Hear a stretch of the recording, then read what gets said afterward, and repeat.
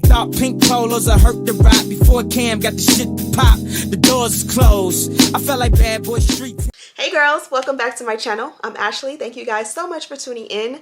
Today is Resurrection Day, aka Easter. So happy Easter if you celebrate. I kind of got a little tongue-tied there, but today I'm going to head out with the family for dinner. We spent the majority of the day together as a family in the house. We did the Easter egg hunt in the backyard, opened Easter baskets, and just have hung out majority of the day. But I did want to go ahead and take time out for myself just for a minute to do my hair before we go out to dinner, and this was the option that I chose. This one comes courtesy of WestKiss. I did go ahead and install her for you guys here on camera. I'm going to go ahead and jump right into the install. Be sure to subscribe if you haven't already. You'll find a link to this wig in the description box. Look how big and beautiful it is.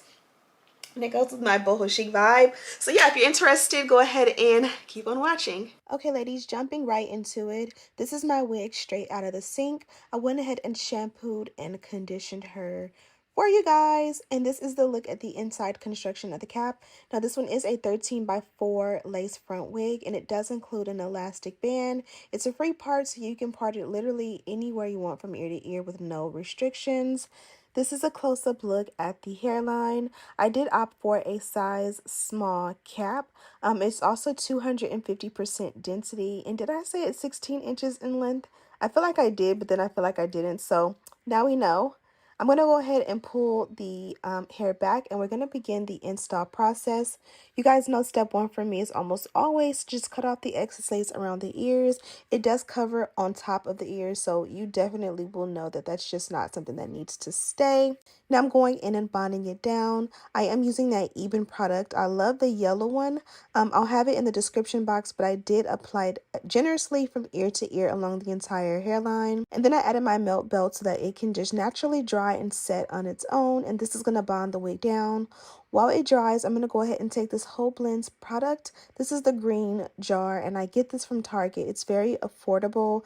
It's, I believe, considered a leave-in conditioner. I don't think it's a rinse-out conditioner.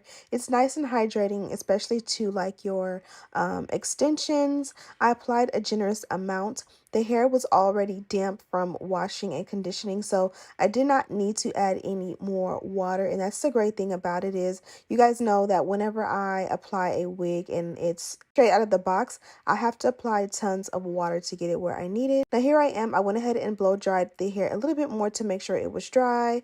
We removed the elastic band, and now I'm going to pin the hair back again and use an eyebrow razor to cut off the excess lace.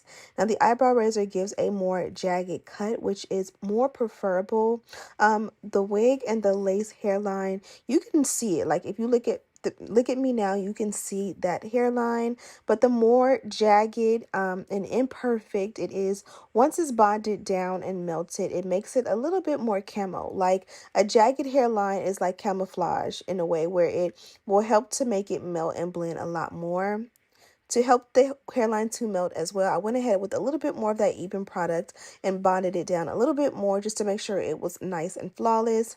Now I'm going in with a kabuki brush and my foundation powder of choice. I believe this is Ruby Kisses, and I buffed it in generously and added a little bit of shapers on top just to get rid of that powdery cast.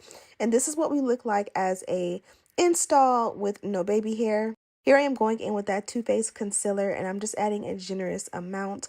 While we are in the VIB sale, I need to go in and get this maybe like 2 shades darker to see if I can get it a little bit more natural, because this is my natural shade, and as you guys can see, it does pop, and it is a little bit more bright than I would like.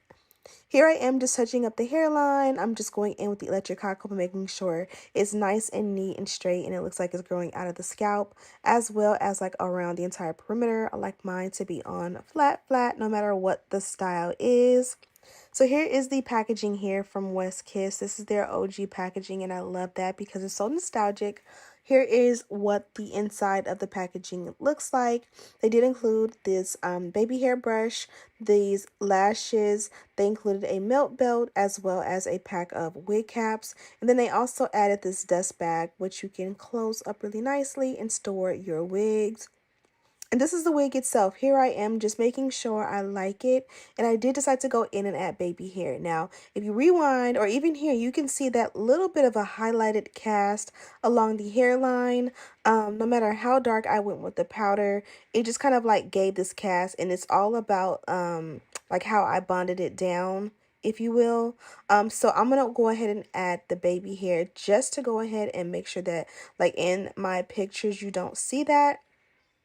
You guys seen the product that I used was a foundation powder as far as the lace tint in the hairline goes. That one is like considered a foundation that is my shade, or like, you know, like my actual true shade. I should have just went ahead and used the normal one that I use, which is like 2 shades darker, and that would have worked a lot better. But here we are, and I love how the baby hair came out. Now you don't have that white cast, and you can't find where the lace started, can you? It's absolutely gorgeous. I love how it came out. I kind of zhuzhed it up so it gave it more of a bigger look, and it came out super bomb. Okay, ladies, so we are done with this look. I went ahead and gave it a moment to kind of fluff up and dry. Now, I did kind of like go upside down and kind of just zhuzh it like this because I wanted it to be big. I'm going with this nice little open, it's like a I don't know if you would consider it a cardigan. Maybe a kimono is probably the better term, but this kimono from Anthropology, I think I got it like last summer, and I actually never wore it. I think I got it towards the end of the summer and just never pulled for it. So I'm definitely going to be pulling for it this summer and spring. It's a beautiful print. Today happens to actually be Easter, and the girls are in floral, so I figured I would match their energy and go a little bit floral just with a white tank. I think this is like from Express. Right now I have on some denim shorts, but it is 6:57 and we're about to go to dinner, so I think I'm going to just transition into some leggings, keep it simple. We're not going anywhere fancy, and I'm planning on eating a lot, so I think the best thing to do is keep the exact same outfit on, the exact same vibe, but just throw on some black naked wardrobe leggings, and I'm good to go. So the hair is definitely fitting for the vibe. I'm gonna change to a pink bag and be a little bit more festive. That's the thing about me lately. I just, whatever bag I have is just it. I'm just not the girl who changes her bags with her outfits the way I once was. And I know that like as my kids get older and they get more independent with like getting themselves dressed and, you know, all of that, like that part of it, or that part of like me getting ready would come back. But for now, it's just easier to keep like the basic jewelry, the basic bag, and then just transition or switch everything when I feel tired, but just not per outfit, if you will. But I do love the hair. I think it's fitting for the day. I had many of options of what hair I wanted to install for Easter, and this definitely was the one for me. Now, I've been working with WestKiss for many years, and so I just already know the quality of their hair and how beautiful it is. So I knew that this was one that I was going to want to take to the sink and wash and condition before installing, because I wanted this look here, and I wanted to make sure I got the best quality of curls by, again, washing and conditioning it first. You always will get a lot better of a quality. You guys seen I added the conditioner, and I did use something that I used many a times on this channel, but I used it because I'm out of the Nairobi. You can see I'm completely out. This is my go-to when I reach for every single time I have curly, wavy, or any kind of like textured hair. But I'm kind of happy that I'm out of that because I need to start using other things. I'm going to go and haul a few things that I do like from like Target this week and kind of start just using something different with each curly look, because there are so many great things on the market and mousse is just not the end all be all. This is one that's very simple. Again, washing and conditioning at least the ends of the hair over the sink is definitely a key to getting the best curl. Once you do that, as you guys seen, I did not really have to use much water at all. I may have sprayed a little bit on the ends because the ends just tend to be a little bit naturally more dry with every type of hair.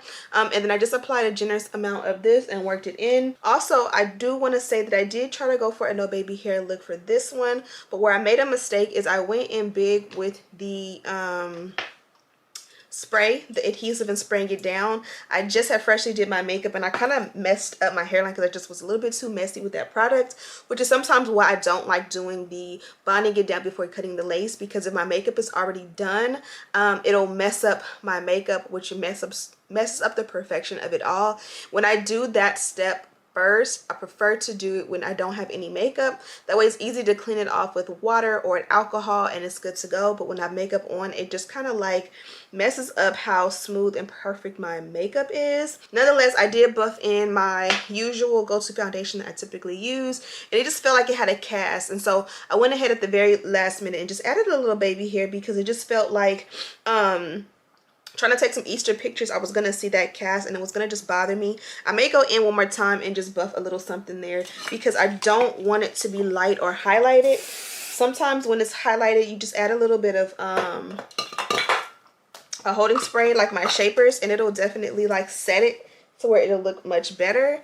Nonetheless, the hair, the lace, everything about this one is absolutely beautiful. I do have a direct link to this wig in the description box, as well as lists and links of everything we used to complete this look, including this here, which is super affordable. Smells good. It's just a really simple leave-in conditioner, and as you guys can see, it works very well on the curls on this wig, and it also works really good on my girl's natural hair as a leave-in, just to add a little moisture before we go in and like style it.